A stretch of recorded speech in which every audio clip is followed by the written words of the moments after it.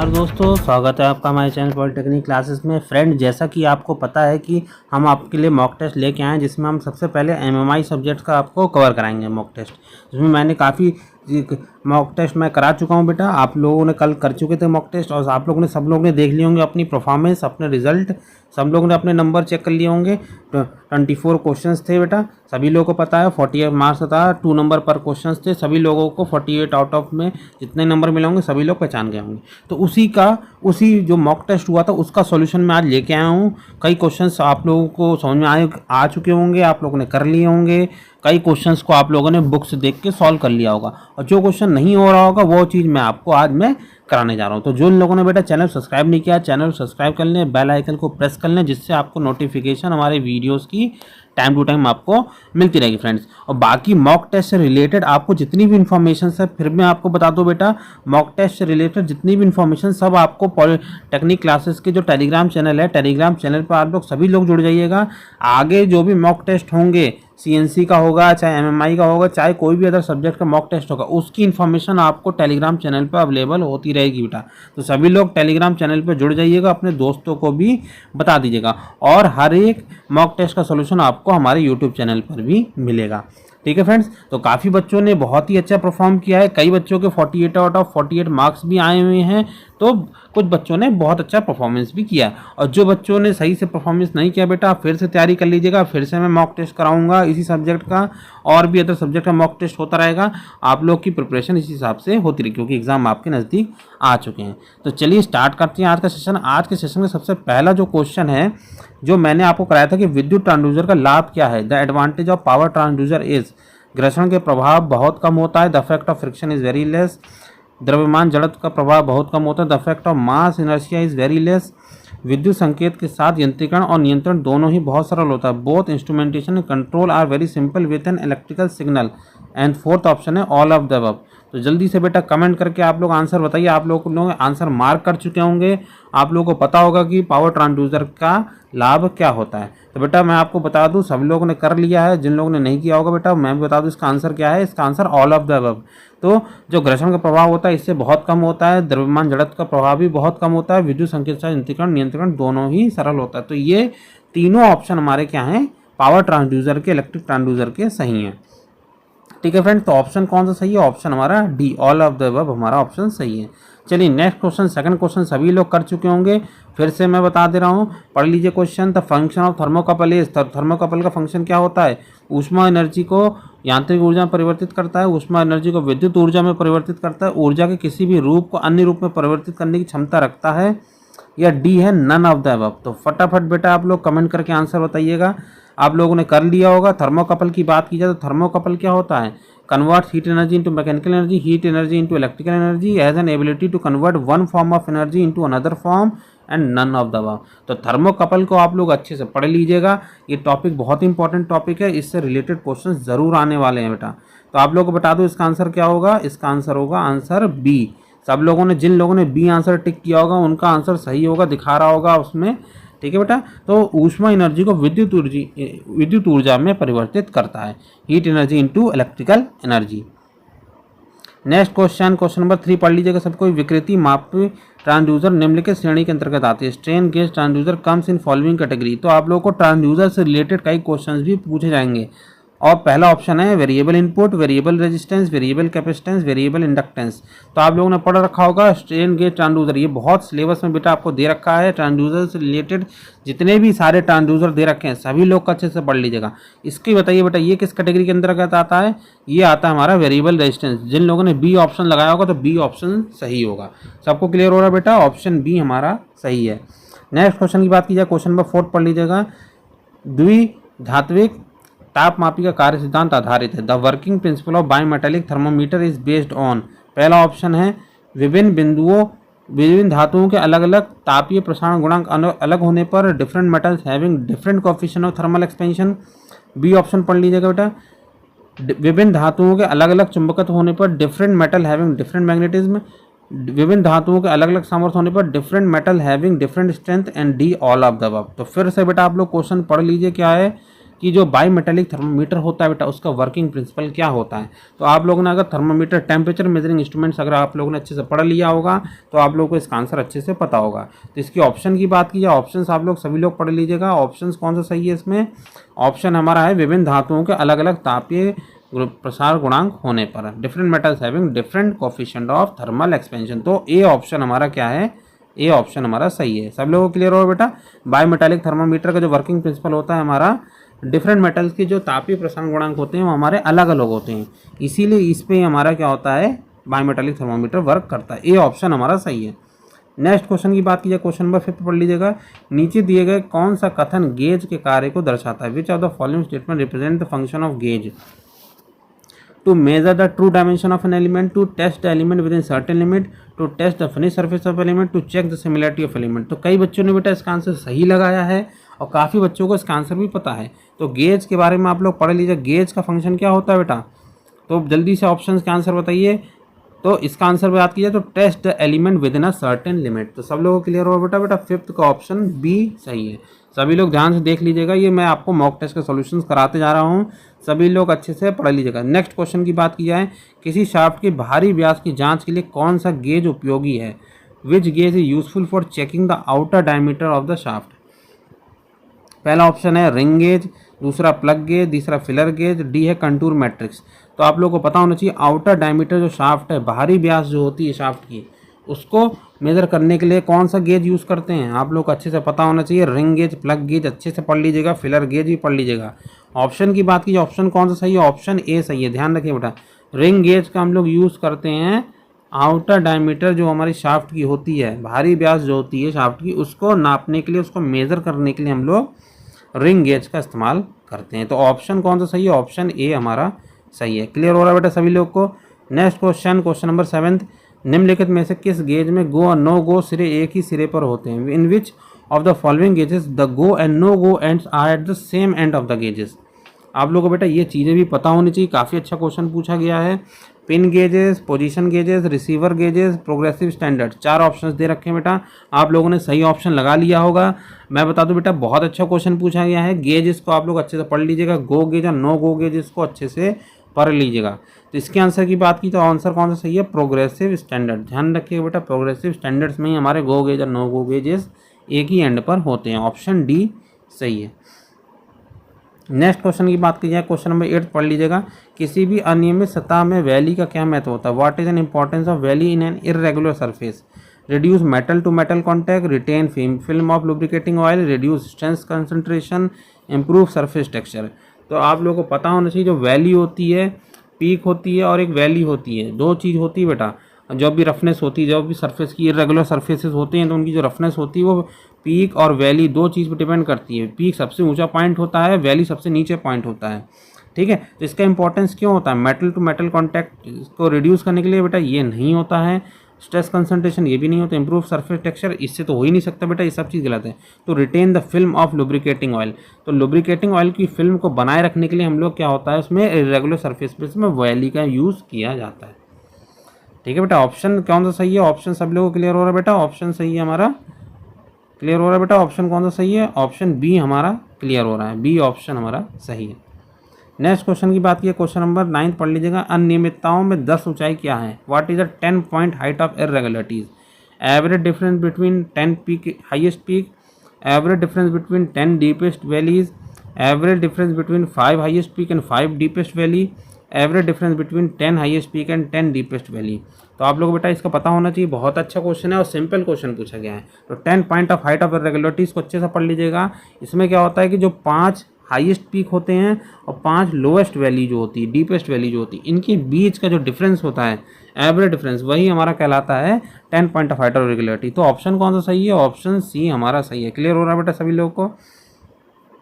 Next question, question number 10 सभी लोग देख लीजिएगा। सतह परिष्करण की परीक्षा के लिए निम्नलिखित में से कौन सा सर्वोत्तम है। Which of the following is best use for the examination of surface finish. तो सरफेस फिनिश के लिए कौन सा इंस्पेक्शन या मेथड का यूज़ करते हैं। Touch inspection, visual inspection, scratch inspection, microscopic inspection.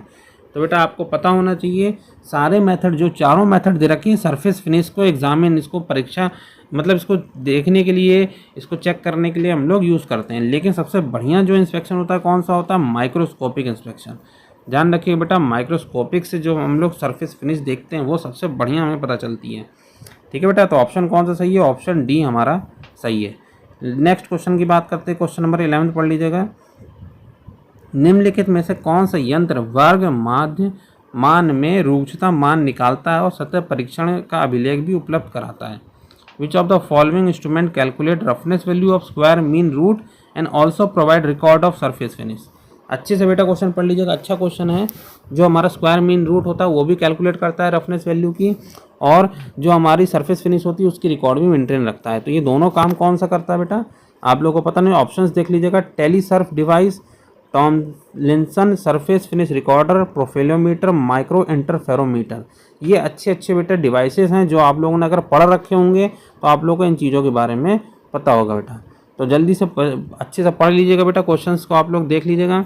इसका क्वेश्चन का आंसर क्या होगा कि जो स्क्वायर मीन रूट भी कैलकुलेट करता है और रिकॉर्ड भी रखता है, तो ये ऑप्शन हमारा बी सही है। ध्यान रखिए बेटा, टॉमलिंसन सरफेस फिनिश रिकॉर्डर, इसको आप लोग अच्छे से पढ़ लीजिएगा। ये इंस्ट्रूमेंट क्या वर्क करता है, क्या मेज़र करता है, क्या क्या चीज़ मेज़र करता है, इस सारे डिवाइसेस को आप लोग अच्छे से पढ़ लीजिएगा। इसका आंसर क्या है? बी ऑप्शन हमारा सही है। ध्यान रखिए बेटा, इन चीज़ों को अच्छे से पढ़ लीजिएगा। इसलिए मैं आपके लिए इंपॉर्टेंट क्वेश्चंस, अच्छे क्वेश्चंस आपके लिए मॉक टेस्ट के लिए लाया था, जिसमें आप लोगों ने काफ़ी अच्छा परफॉर्म किया है। कई बच्चों ने बहुत ही अच्छा लिखा है, कई अच्छे बच्चों के 48 और 48 भी नंबर आए कई बच्चों के। ठीक है, अब बहुत ही अच्छे बच्चों के जिनके भी बेटा 30 प्लस नंबर अच्छे हैं बेटा, वो सभी बच्चों की परफॉर्मेंस बहुत ही अच्छी आई। जिनके भी 30 या 30 से ऊपर नंबर हैं, तो बता दो बेटा वो बच्चे अच्छा परफॉर्म किए हैं। और जिन बच्चों ने नंबर इससे कम आ रहे हैं बेटा, उनको थोड़ा सा मेहनत करने की ज़रूरत है। इस तरह से आप लोग मॉक टेस्ट दीजिए, प्रिपरेशन और करिए, जिससे आपकी प्रिपरेशन अच्छी होगी। नेक्स्ट क्वेश्चन, मशीन सतह पर निम्नलिखित में से कौन सा कारण तरंगिता देगा? Which of the following will cause waviness on a machine surface? Friction on a shearing tool, vibration on shearing tool, wear of shearing tool, misalignment of centre. तो जल्दी से बेटा आप लोग कमेंट करके आंसर बताइए, मशीन सतह पर निम्नलिखित कौन सा कारण तरंगिता देता है? तो वाइब्रेशन ऑफ शेयरिंग टूल। ध्यान रखिएगा बेटा, जब वाइब्रेशंस होते हैं तो वाइब्रेशंस के कारण ही वेवीनेस हमारी बनती है। तो ऑप्शन कौन सा सही है? ऑप्शन बी हमारा सही। जिन लोगों ने बी ऑप्शन लगाया होगा उनका आंसर सही होगा। Next question, question number 13 dash मिलने वाले भागों के आकार को सीमित रखता है ताकि मिलने वाले भागों को इकट्ठा करते समय हमेशा क्लियरेंस हो। Dash limit the size of the mating part so that the clearance always result when mating part are assembled. Clearance fit, interference fit, transition fit, none of these. तो बेटा जल्दी से कमेंट करके आंसर बताइएगा कि जो dash fill in the blanks है, सभी लोगों को फिल इन द ब्लैंक्स भरनी है। मिलने वाले भागों का आकार को सीमित रखता है ताकि मिलने भागों को हमेशा क्लियरेंस। तो क्लियरेंस किस में बना होता है बेटा? इंटरफेरेंस फिट में क्लियरेंस नहीं होता, ट्रांजिशन फिट में क्लियरेंस नहीं होता है, क्लियरेंस फिट में ही केवल क्लियरेंस होता है। तो ध्यान रखिएगा बेटा, ऑप्शन कौन सा सही है? ए ऑप्शन हमारा सही है। ठीक है बेटा, क्लियर हो रहा है सभी लोगों को? अच्छा क्वेश्चन था, ईजी क्वेश्चन था, क्लियरेंस फिट होगा इसका example answer. Next question, question number 14 तो पढ़ लीजिएगा। शाफ्ट आधार प्रणाली में निम्नलिखित में से सही है? In shaft basis system the following is correct. क्या करेक्ट होता है? शाफ्ट बेसिस सिस्टम में शाफ्ट की बीमा स्थिर रखा जाता है, डायमेंशन ऑफ शाफ्ट स्केप कांस्टेंट। होल की बीमा स्थिर रखा जाता है, डायमेंशन ऑफ होल स्केप कांस्टेंट। शाफ्ट और होल दोनों की बीमा स्थिर रखे जाते हैं, dimensions of both hole and shaft are constant. Next option है शाफ्ट की बीमा स्थिर और होल की बीमा बदलती है।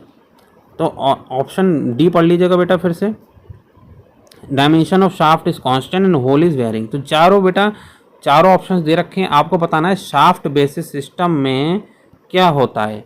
जब हम लोग शाफ्ट के आधार पर हम लोग यूज़ करते हैं, क्वेश्चन पढ़ लीजिएगा बेटा, शाफ्ट बेसिस जो सिस्टम होता है शाफ्ट आधार प्रणाली में से कौन सा ऑप्शन सही है हमारा? क्या चीज़ हम लोग स्थिर रखते हैं, क्या चीज़ बदलते हैं बेटा? ये बहुत ही बेसिक क्वेश्चन पूछा गया है। शाफ्ट की बीमा स्थिर रखा जाता है बेटा, ये ऑप्शन गलत है। ठीक है, शाफ्ट की बीमा स्थिर तो रखी जाती है, ये सही ऑप्शन है, ध्यान रखिए। सॉरी बेटा, ये ऑप्शन सही है। होल की बीमा स्थिर रखी जाती है, ये तो गलत है बेटा। शाफ्ट और होल दोनों की बीमा स्थिर रखी जाती है, ये भी गलत है। ठीक है, शाफ्ट की बीमा स्थिर और होल की बीमा बदलती, ये ऑप्शन भी सही है। ठीक है बेटा, लेकिन ये ऑप्शन ए ऑप्शन के मुकाबले ज़्यादा सही है, इसीलिए ऑप्शन डी हमारा सही होगा। ठीक है, शाफ्ट की बीमा स्थिर रखी जाती है और होल की बीमा बदलती है, यही होता है शाफ्ट बेसिस सिस्टम। ठीक है। शाफ्ट बेसिस सिस्टम में शाफ्ट हमारी सेम रहती है, होल की बीमा बदलती है। होल बेसिस सिस्टम में होल की बीमा नहीं बदलती है, शाफ्ट की बीमा बदलती है। ये आप लोग ध्यान रखिएगा, ये आप लोग बेसिक चीज़ें जो हैं shaft basis system, hole basis system को अच्छे से पढ़ लीजिएगा। तो ऑप्शन कौन सा सही है बेटा? ऑप्शन डी सही है। सभी लोग ध्यान रखिएगा बेटा, शाफ्ट बेसिस सिस्टम में शाफ्ट की बीमा जो होती है, जो डायमेंशंस होती हैं वो नहीं बदलती हैं, होल की डायमेंशंस बदलती रहती हैं। ऑप्शन डी हमारा सही। ठीक है बेटा। नेक्स्ट क्वेश्चन की बात की जाए, क्वेश्चन नंबर 15, न्यूनतम क्लियरेंस होता है, मिनिमम क्लियरेंस इज, ये सबको पता होना चाहिए बेटा। मिनिमम क्लियरेंस पहला है size of the smallest hole, size of the biggest shaft, size of the smallest hole plus size of the biggest shaft, size of the smallest shaft minus size of the biggest hole, size of the smallest shaft plus size of the biggest hole. तो यहाँ पे बेटा ध्यान रखिए, मैंने English में आप लोगों को ही दे रखा है, तो थोड़ा सा बेटा आप लोग जो हिंदी वाले बच्चे हैं वो लोग थोड़ा सा आप लोग अच्छे से पढ़ लीजिएगा, इंग्लिश में भी पढ़ने की कोशिश कीजिएगा, इंग्लिश में भी समझने की कोशिश कीजिएगा। इसमें मैंने आपको ऑप्शंस इंग्लिश में ही दिए हैं। ठीक है बेटा। तो मिनिमम क्लियरेंस की बात की जाए तो मिनिमम क्लियरेंस कब होता है? जब साइज होल का होता है सबसे स्मॉलेस्ट और साइज जो होता है शाफ्ट का सबसे बड़ा, तो इनके बीच का जो डिफरेंस होता है यही हमारा क्लियरेंस होता है। ऑप्शन ए सही है। ध्यान रखिए बेटा, ये चीज़ें आप लोग पढ़ लीजिएगा। Minimum clearance, maximum clearance, minimum interference, maximum interference, ये चारों चीज़ें आप लोग अच्छे से पढ़ लीजिएगा। नेक्स्ट क्वेश्चन भी सेम उसी पर ही है, मिनिमम इंटरफेरेंस पूछा गया है। मिनिमम इंटरफेरेंस ए ऑप्शन पढ़ लीजिएगा, B option, C option, D option. जो जल्दी से बेटा कमेंट करके सभी लोग आंसर बताइएगा कि इसका आंसर क्या होगा। मिनिमम इंटरफेरेंस कब होता है? जब size of the smallest shaft और size of the biggest hole जो डिफरेंस होता है वही हमारा क्या है, इसका आंसर होगा। ठीक है बेटा, ऑप्शन सी हमारा सही है। क्लियर हो रहा है सभी लोग को? ये चारों ऑप्शंस आप लोग अच्छे से पढ़ लीजिएगा, समझ लीजिएगा। The term ringing is associated, ringing शब्द का संबंध किससे होता है? स्लिप गेजेस से, रैक एंड पिनियन से, फीलर गेजेस से, साइन बार से। तो फटाफट बेटा कमेंट करके आंसर बताइए, रिंगिंग किससे और शब्द से संबंध होता है? Slip gauges, rack and pinion, filler gauges, sine bar. तो बेटा आपको बता दूं, जो स्लिप गेजेस होते हैं वो रिंगिंग से एसोसिएटेड होता है। रिंगिंग एक एरर होती है, एक कमी होती है जो हमारी डेवलप होती है, इसको अच्छे से पढ़ लीजिएगा बेटा। नेक्स्ट क्वेश्चन 18 क्वेश्चन पढ़ लीजिएगा। साइन बार में मानक लंबाई मापी जाती है। The standard length of the sine bar is measured by, दो रोलर के केंद्रों के बीच की दूरी, दो रोलर के आंतरिक परिधि के बीच की दूरी, दो रोलर के बाहरी परिधि के बीच की दूरी, या किनारे से किनारे तक। तो जल्दी से बेटा आप लोग आंसर कमेंट करके आंसर बताइए क्या होगा। जो साइन बार की जो मानक लंबाई होती है वो कैसे मेजर करते हैं, स्टैंडर्ड लेंथ कैसे मेजर करते हैं? चारों ऑप्शन देख लीजिएगा। तो इसका आंसर की बात की, आंसर क्या है? Between the centres of two roller. ना ही इनर सर्कमफ्रेंस होता है, ना ही आउटर सर्कमफ्रेंस होता है, ना ही एजेस होते हैं। ऑप्शन कौन सा सही है? ऑप्शन ए ऑप्शन सही है। ध्यान रखिएगा सभी लोग, दो रोलर के केंद्र के बीच की दूरी, between the centres of two roller, A option इसका सही है। नेक्स्ट क्वेश्चन 19 क्वेश्चन, बाहरी टेपर के सटीक मापन के लिए उपयोग किए जाने वाले उपकरण का नाम बताइए। Name the instrument use for the accurate measurement of external taper. External taper जब होता है तो उसके लिए क्या यूज़ करते हैं? Clinometer, dial gauge, sine bar and slip gauges, combination set. तो जल्दी से बेटा कमेंट करके आंसर जरूर बताइएगा बेटा। जिन लोगों ने मॉक टेस्ट अच्छे से दिया है, आंसर पता है बेटा, वो लोग अच्छी बात है। जिनको नहीं पता बेटा वो लोग इस वीडियो को अच्छे से देखिए, दोस्तों के साथ शेयर कीजिए, जिससे ज़्यादा से ज़्यादा दोस्त कर सकें। और जिन लोगों ने मॉक टेस्ट नहीं दिया है उनको भी मैं बता दूं बेटा, आगे फिर से टेस्ट आएगा, उस पर आप लोग मॉक टेस्ट देने की कोशिश कीजिएगा और अच्छे से अच्छे नंबर लाने की कोशिश कीजिएगा। इस क्वेश्चन के आंसर की बात की जाए तो क्या आंसर होगा? Sine bar and slip gauges. ध्यान रखिएगा, एक्यूरेट मेजरमेंट जब हम लोग एक्सटर्नल टेपर का करते हैं तो साइन बार और स्लिप गेजेस का यूज़ करते हैं। ऑप्शन सी हमारा सही है।